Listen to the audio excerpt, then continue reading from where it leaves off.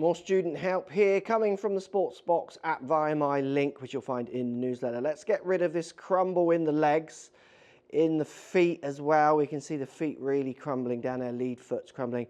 And then we see this kind of chase on the way through with the upper body. If we look at chest turn, this is where we see the issues. So at the top of the back swing, slightly under rotated with the chest, but not far off. At this point of the downswing, you're just in the right place, and then it stalls, chest just stops.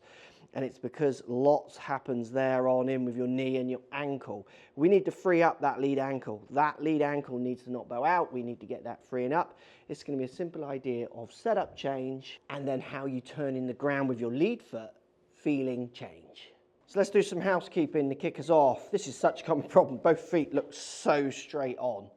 Feet straight on is going to cause a lot of this for a lot of golfers, and that's why you see this foot come out. That's also why we see a lot of this, and the shoulders just stall, and then we see this with the chase afterwards. So, your housekeeping. Lead foot turned out more than trail. So let's get your lead foot turned out around 20 degrees. Trail foot can be pretty straight on, maybe 4 or 5 degrees turned out. Can't have you square on, because I actually want you to start getting some chest turn increasing and keep going into impact rather than stalling from about here, because you're not focusing on this so much as in doing this, that all stops, and that energy then gets up through here. And the way you're going to do that with that foot turned out, and it's going to feel slightly strange, on the backswing, I want you to feel like you turn your foot slightly clockwise in the ground. Even let your heel come up as this foot just turns this way in the ground, a fraction. Then on the downswing, I want you to feel like you push into this foot and then let it go out this way. So we're now going anti-clockwise, it will turn. So I'm going to exaggerate it. It's going to be much more subtle, which I'll show you in a second.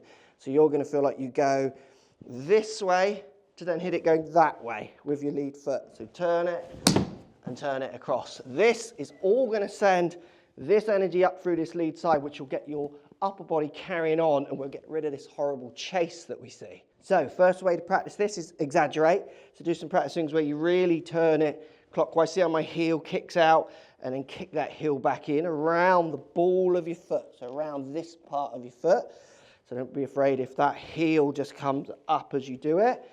So you're going to really turn it this way and then this way to get a feel of it. Then when you hit the shot, it's going to be really subtle. It's like this amount of turn to this amount of turn, opposed to your straight on, not really pushing in that foot. Then you do start pushing in that foot, and then you stop and just roll over it, encouraging a here, because you've got to hang on to this or there's going to be trouble. Like, you're literally concentrating on not injuring here and here.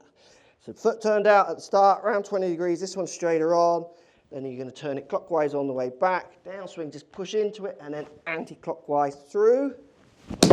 It'll change the way you turn, which will change the way you strike the golf ball. Remember, if you want your chance of a free golf lesson, hit my link for the Sportsbox app. If you don't already have it, people are going through that link, signing up. You get a couple of free goes, and then there's a paid version with a discount if you want it as well. It's a great tool. But what it will do is enter you for these chance of winning one of these free sessions. See you next week.